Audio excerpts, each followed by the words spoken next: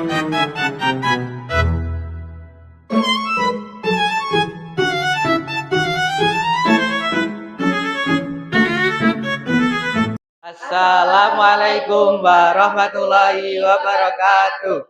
Kami dari kelompok 5 ingin mempresentasikan hasil diskusi kelompok kami di matkul Matematika Diskrit yang diampu oleh Pak Nur Saib.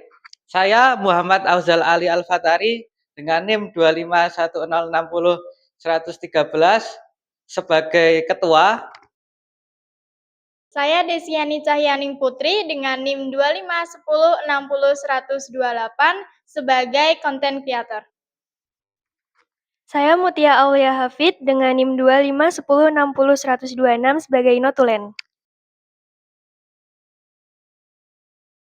Saya Ahmad Muhafid dengan NIM 251060133 sebagai presenter.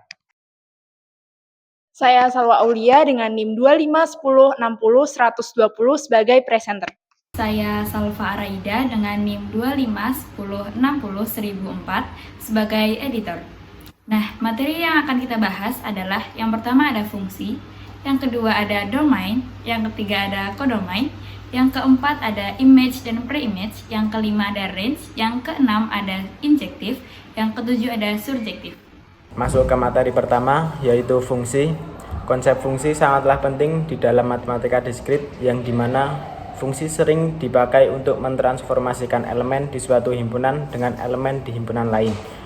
Definisi fungsi itu sendiri adalah misalkan A dan B suatu himpunan, relasi F dari A ke B merupakan suatu fungsi jika setiap elemen di dalam A dihubungkan dengan tepat satu elemen di dalam B.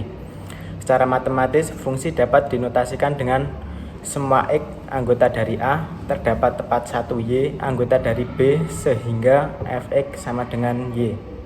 Fungsi terbagi ke dalam beberapa bagian, yaitu diantaranya daerah asal atau biasa disebut dengan domain, lalu ada daerah kawan atau biasa disebut dengan codomain, dan daerah hasil atau biasa disebut dengan range. Untuk lebih jelasnya bisa dilihat pada gambar ilustrasi berikut. Pengertian dari domain dan codomain. Domain adalah himpunan asal yang dipetakan dalam fungsi yang mencakup semua nilai dan dapat digunakan. Sementara codomain adalah himpunan semua nilai yang dihasilkan oleh fungsi tersebut. Jika diberikan F fungsi dari himpunan A ke himpunan B, maka A disebut daerah asal atau domain, sementara B disebut daerah kawan atau codomain.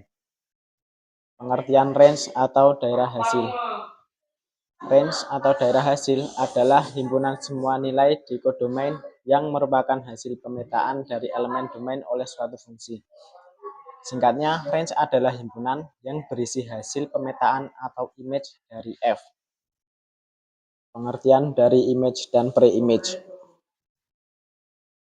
Diberikan suatu fungsi F dari A ke B dengan Fx sama dengan Y, maka Y dinamakan image dari X dan X dinamakan pre-image dari Y.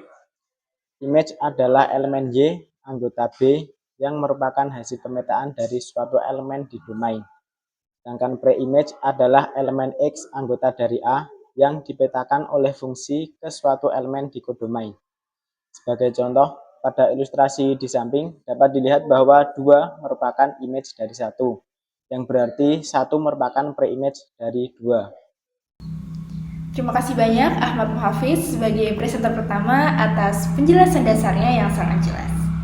Nah, setelah kita mengetahui anatomi dasar dari sebuah fungsi seperti domain dan codomain, sekarang mari kita memahami bagaimana fungsi tersebut berperilaku melalui jenis-jenisnya.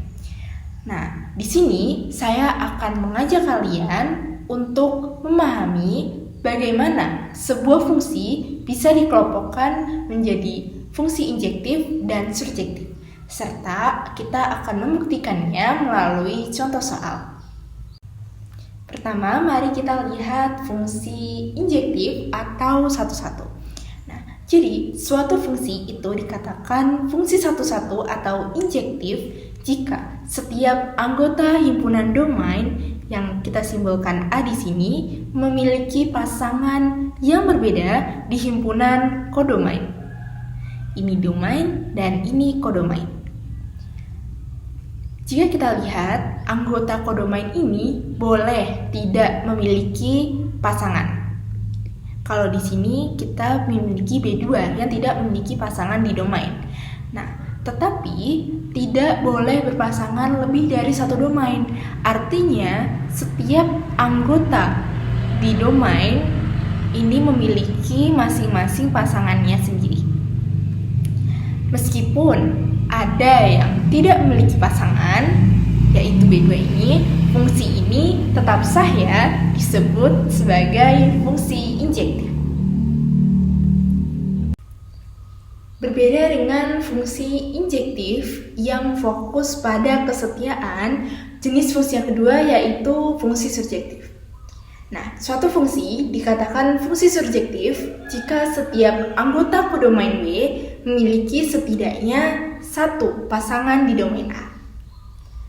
Jadi, dalam fungsi surjektif itu tidak boleh ada anggota kodomain yang tidak memiliki pasangan. Jadi, jika kalian perhatikan syarat di slide ini, kuncinya adalah daerah hasil atau range fungsi dari fungsi sama dengan kodomainnya, dan tidak ada anggota kodomain yang tidak memiliki kawan. Jadi, seluruh ruang dalam kodomain harus terisi penuh oleh pemetaan dari domain. Baik teman-teman, setelah kita mempelajari mengenai domain, kodomain, image, pre-image, range, dan jenis-jenis fungsi, agar teori ini tadi tidak hanya menjadi bayangan, mari kita bedah melalui contoh soal berikut ini. Yang pertama, kita akan membahas mengenai image dan pre-image. Misalkan kita memiliki fungsi fx sama dengan x plus 2 dengan domainnya 1, 2, dan 3.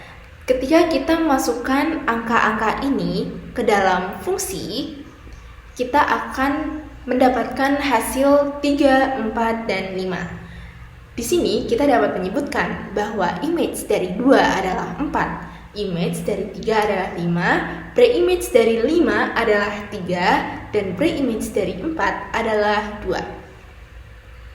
Selanjutnya, untuk contoh soal range. Jika kita memiliki fungsi fx sama dengan x kuadrat dengan domain A-nya sama dengan min 2, min 1, 0, 1, dan 2.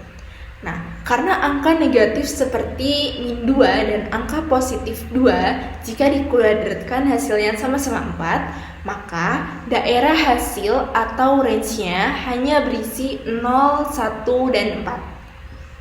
Nah, dari sini kita juga dapat menyimpulkan bahwa fungsi ini, fungsi x kuadrat ini tidak injektif. Karena ada dua input yang berbeda, yakni min 2 dan 2 yang sama-sama menghasilkan 4.